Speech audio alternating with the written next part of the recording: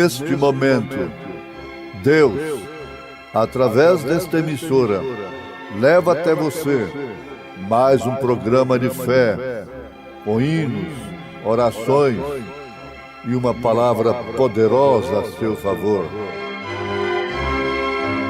Fé para vencer o mundo. Somente crer, somente crer,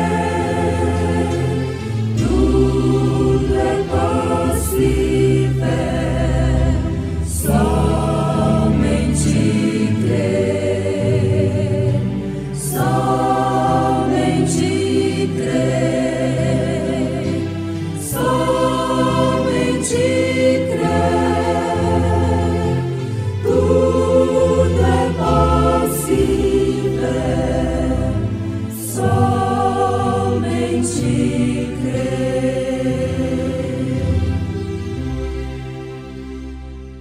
Como também nos elegeu nele antes da fundação do mundo, para que fôssemos santos e irrepreensíveis diante dele em caridade, e nos predestinou para filhos de adoção por Jesus Cristo, para si mesmo, segundo o beneplácito de sua vontade.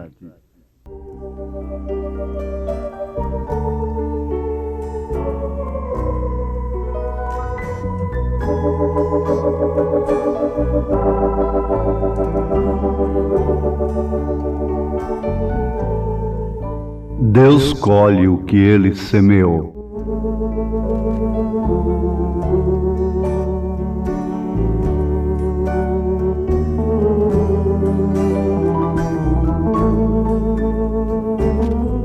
Ouvintes, segundo as Escrituras, a palavra de Deus, na carta aos Efésios, capítulo 1, verso 4, nós encontramos Paulo dizendo que ele nos elegeu, ele, Deus, Cristo, e nos predestinou.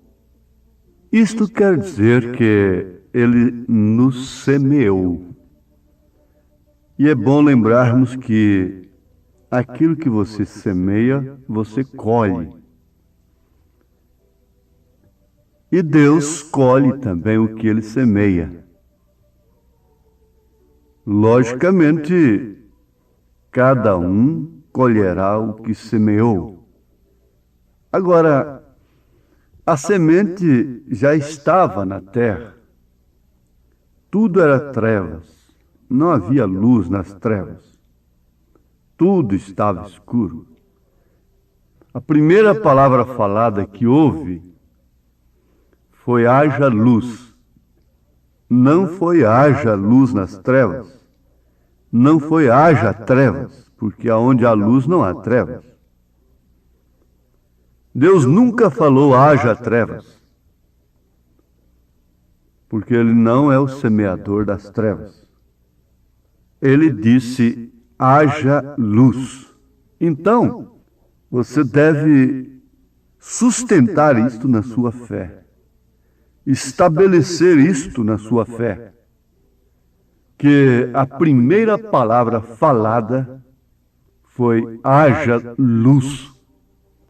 Ora, a primeira coisa que se deve acontecer para que a semente possa brotar, a semente que está nesse solo possa vir à tona, é luz. E luz é revelação.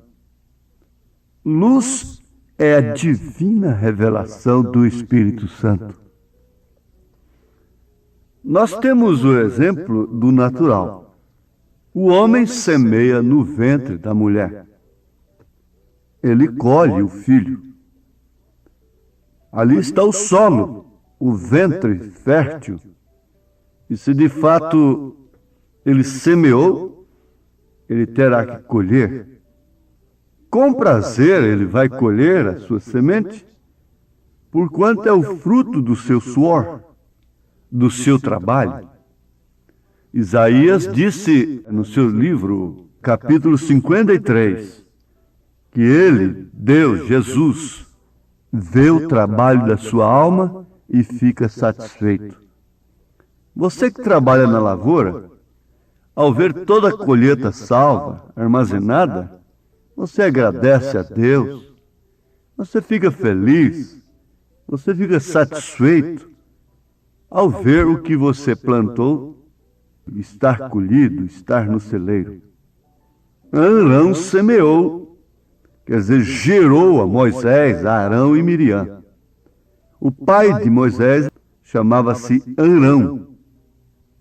Números 26, 59. E ele semeou Moisés no ventre de sua esposa. E Moisés foi colhido.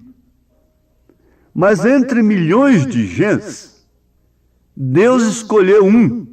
Aí está a eleição, a predestinação. Isso é tão bonito, tão lindo.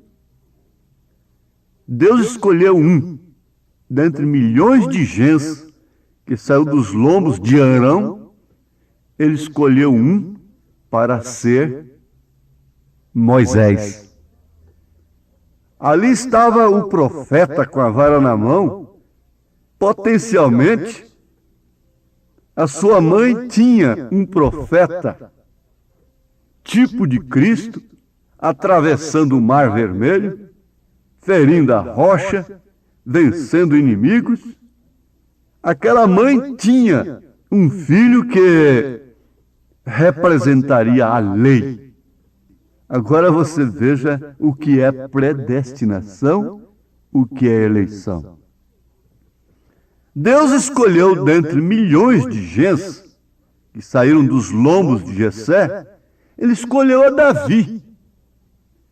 Mas dentre os milhões de gens que saíram dos lombos do pai de Saul, foi escolhido. O povo escolheu a Saul. E Deus escolheu a Davi.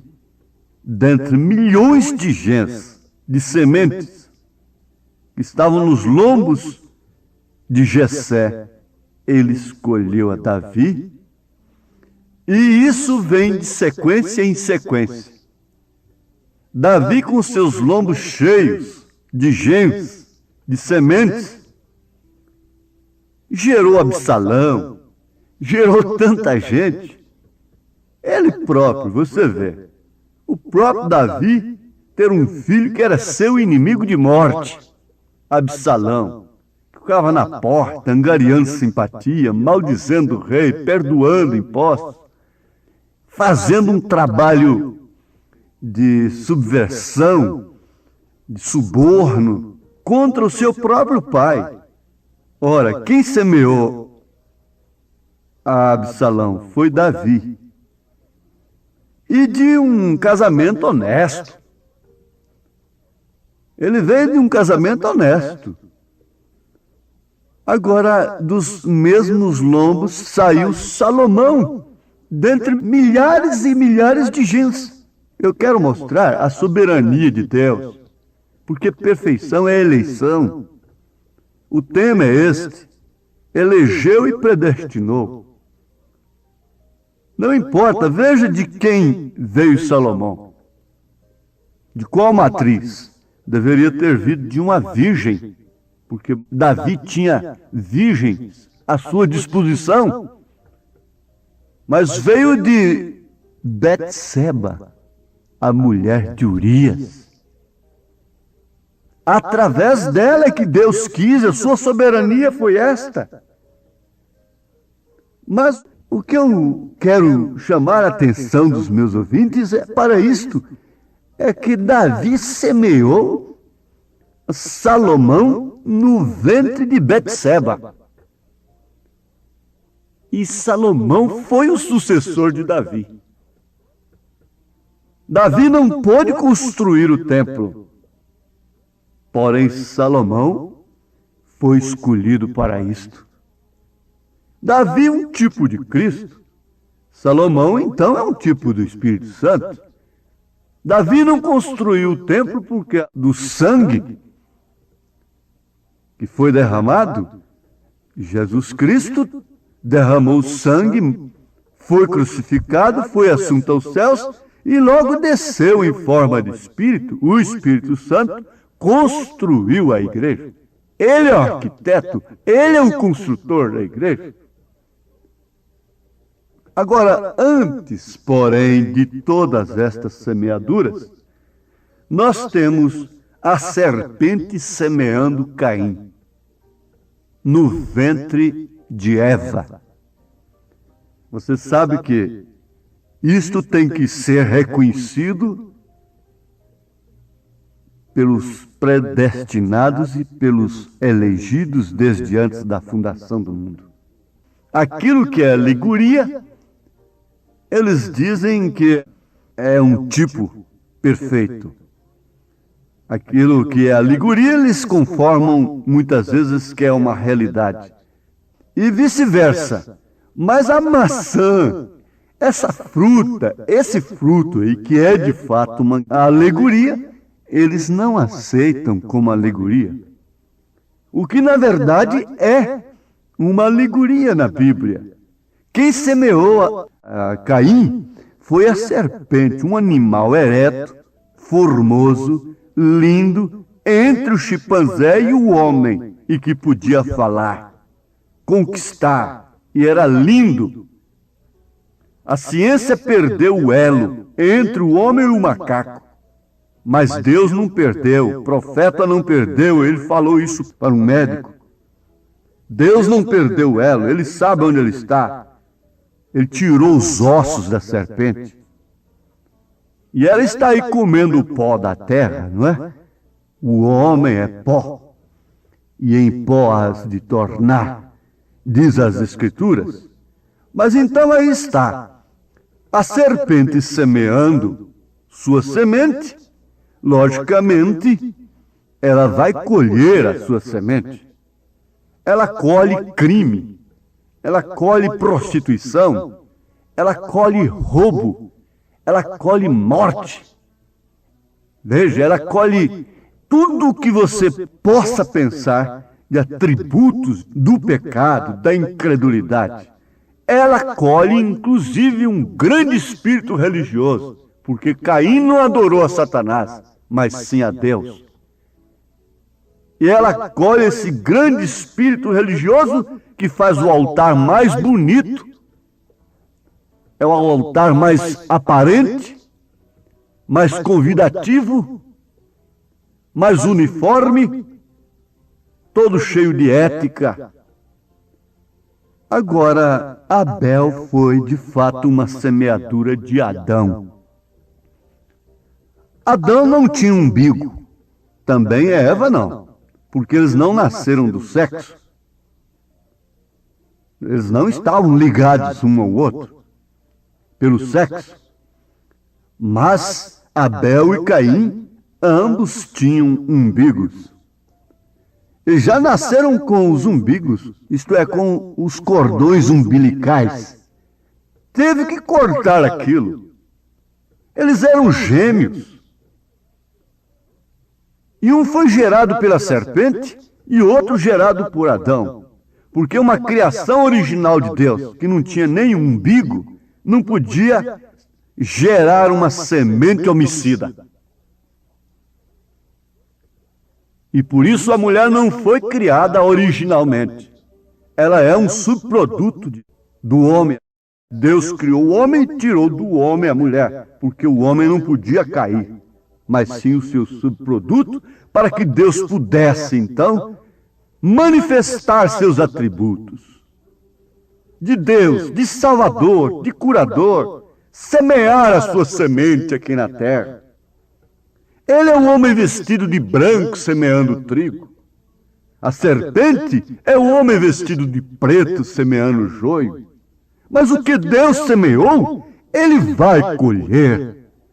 Não importa se você é como Davi, se você é como Moisés. Eu já digo, se você é como um deles, se você é defeituoso como um Davi. Mas se você é semente, você se assentará no trono com Jesus Cristo. Isto que é o importante da revelação. Então você está encontrando a perfeição através da predestinação e da eleição. Agora veja aqui. E nos predestinou para filhos de adoção por Jesus Cristo para si mesmo, para si mesmo.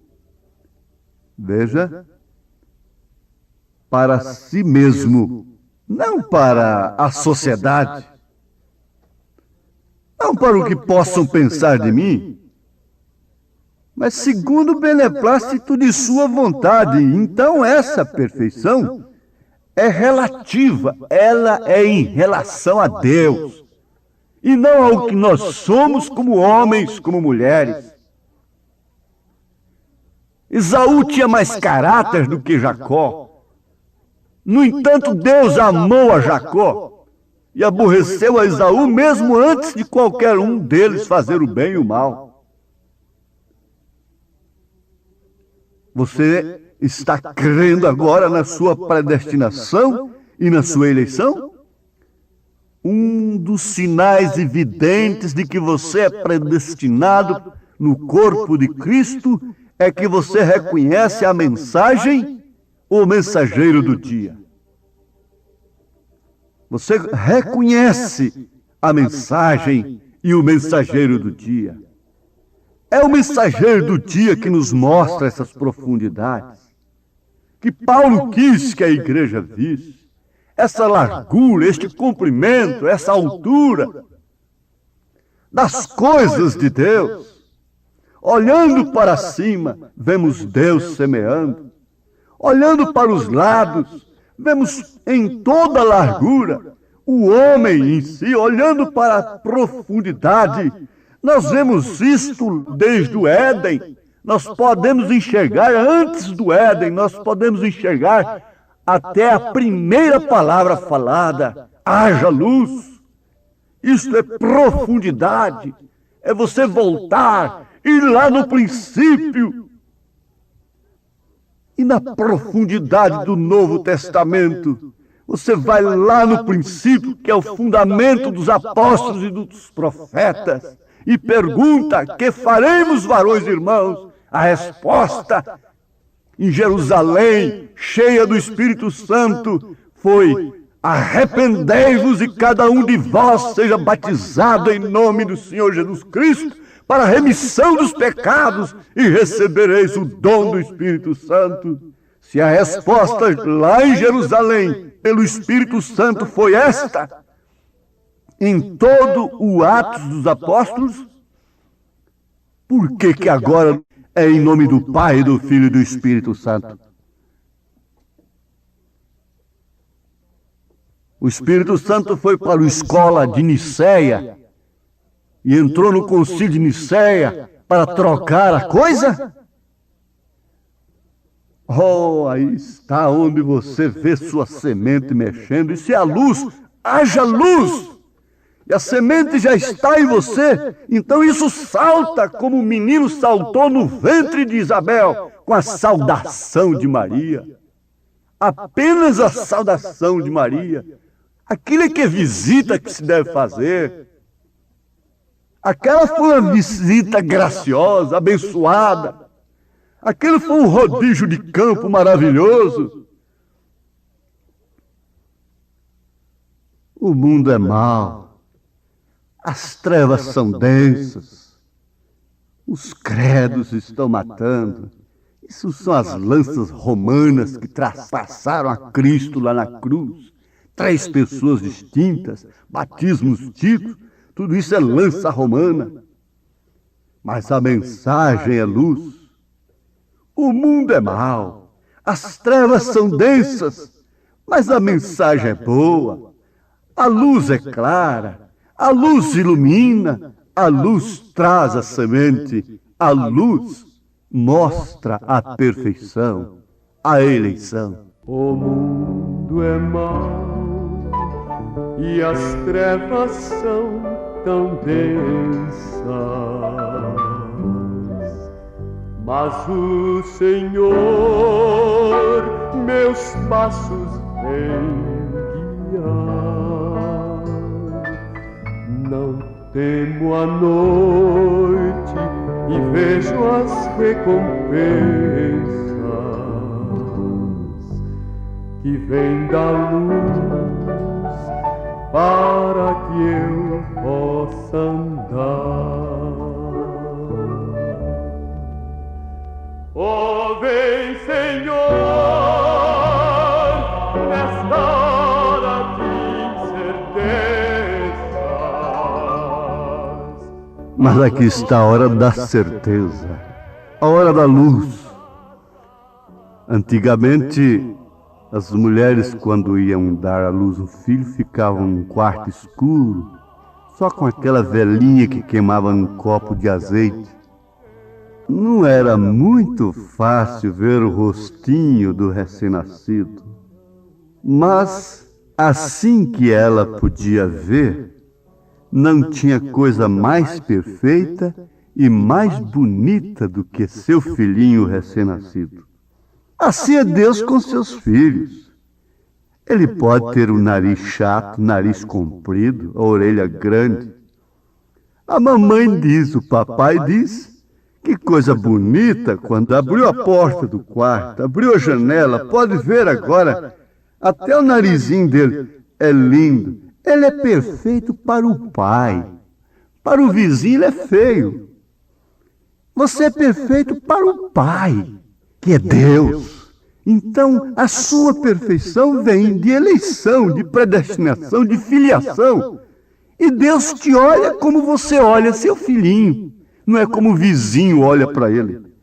Ora, que Deus te abençoe nesta hora, enquanto você está crendo nisto, receba a luz dos céus, cura divina, salvação, revelação do Espírito Santo, poder do alto, fé perfeita, em nome de Jesus Cristo. Amém.